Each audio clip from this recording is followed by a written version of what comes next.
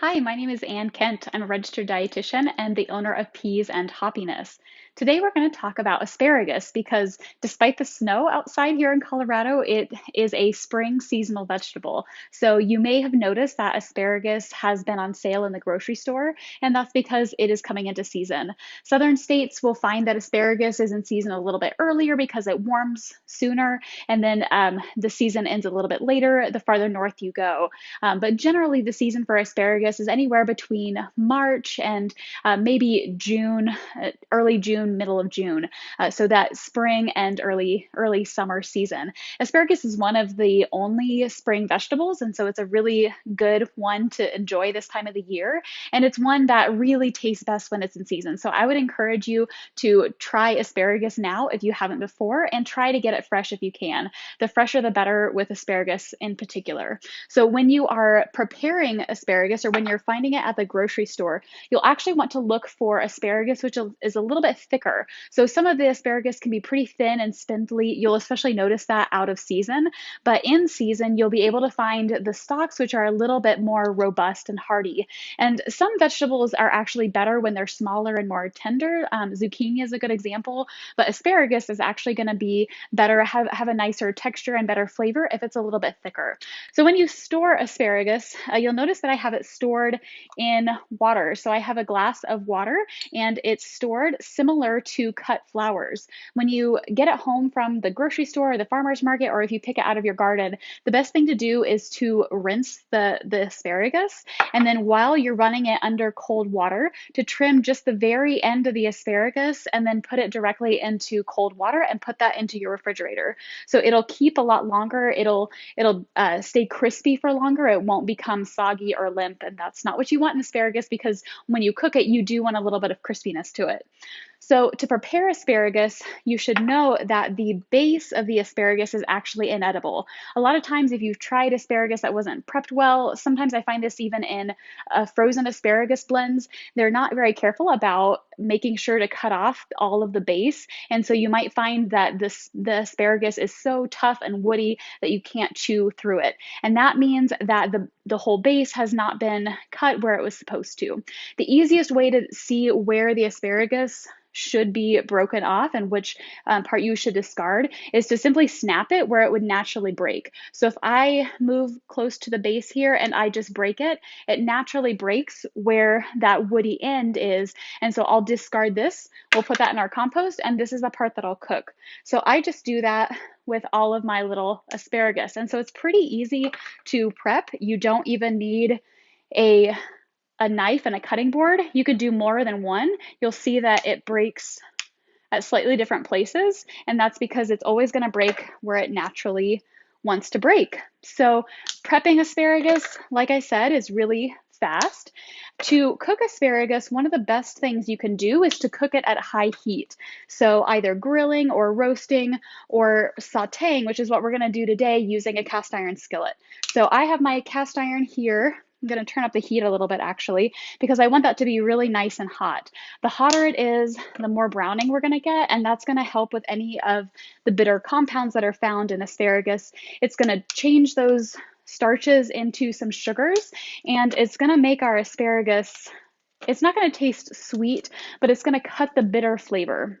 And that's a great pro tip for any vegetable that you're not a huge fan of. So you can see as I'm going, all of these asparagi are breaking at different lengths, and that's because they each have a different amount of that woody end. And that's why if we just use a knife and cut it, we're not going to be perfect. Some of the asparagus, we're going to lose some of the asparagus, and the other is actually going to continue to have some of that woody end, and it's not going to be great when we eat it.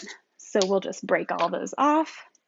At this point, you can either break these longer pieces into bite-sized pieces, or you could also cook them whole, whichever you prefer. So my cast iron skillet is now very, very hot. I can feel it heating here. So I've got my asparagus. We're going to add just a little bit of oil. You always want to add your oil after the pan comes to temperature. That's going to help prevent the oil from becoming sticky. So now it is really nice, and this is going to be loud when I drop it in because there's a little bit of water on here. Perfect. Beautiful.